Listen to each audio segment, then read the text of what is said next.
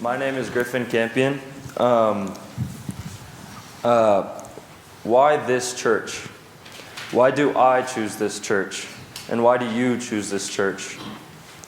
In the story of Samuel, God calls to Samuel during the night.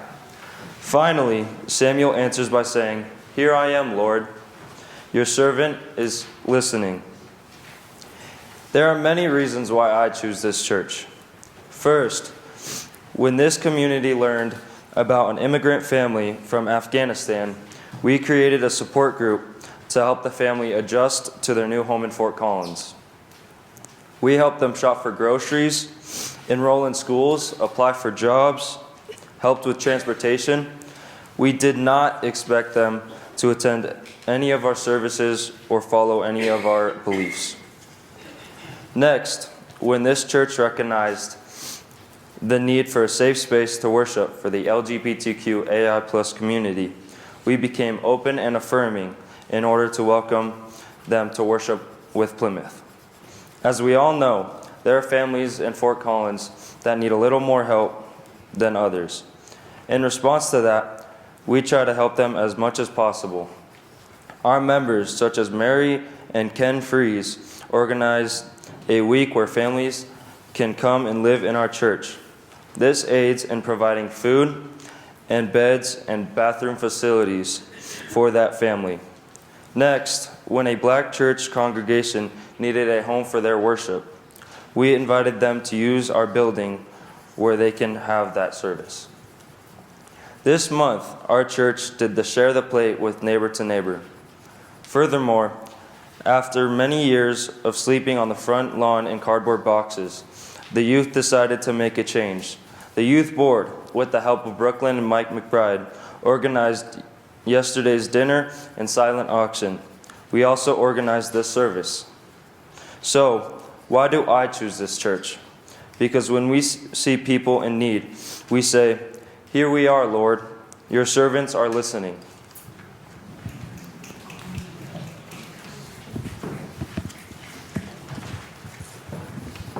Thank you, Griffin. Hello. For those who may not know me, I'm Ovella Huddleston, the current chair of the youth board, which, as Griffin said, helped along with Brooklyn McBride and Mike plan last night's Youth for Change event. I have been working to help our homeless neighbors since I was only 10 years old.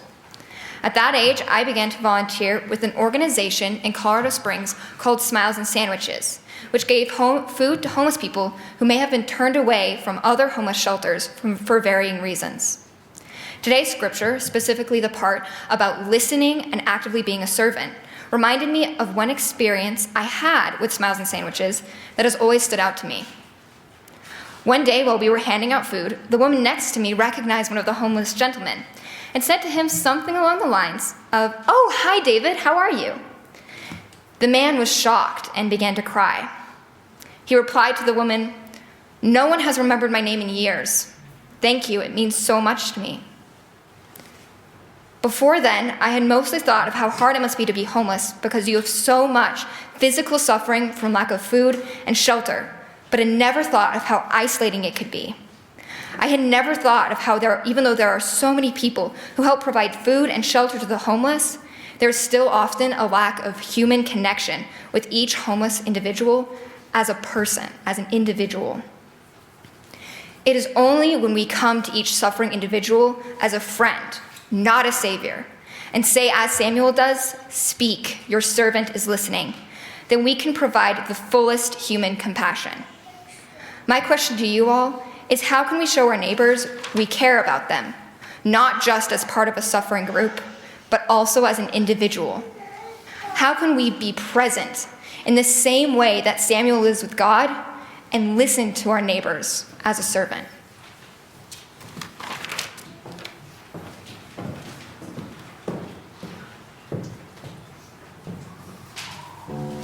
Speak, for your servant is listening. Oh, speak, for your servant is listening. Speak, speak, speak, oh, speak. Here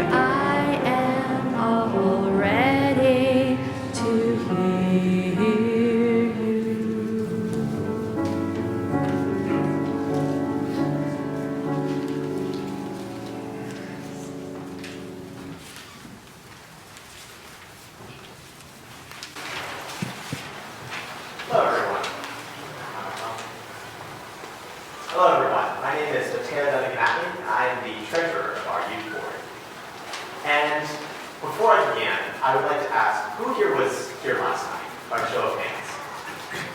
Amazing. So what I'm going to tell you now is going to be old news to you, but to the rest of you, this was one of, I think, the most impactful things that I heard last night at our event.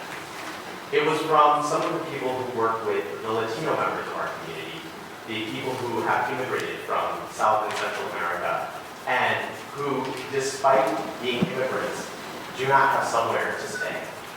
And because they are immigrants, do not speak English. And so there are members of our community who are out on the streets who do not speak a word of English and are trying to survive in the weather last night. And as many of you know, the county sent out a notice last night that it was going to be lethally cold, that it was going to be cold enough to kill you if you stood outside for too long. They made a drastic oversight in doing so, however. They did not release a version in Spanish. In fact, none of the people who would not have spoken English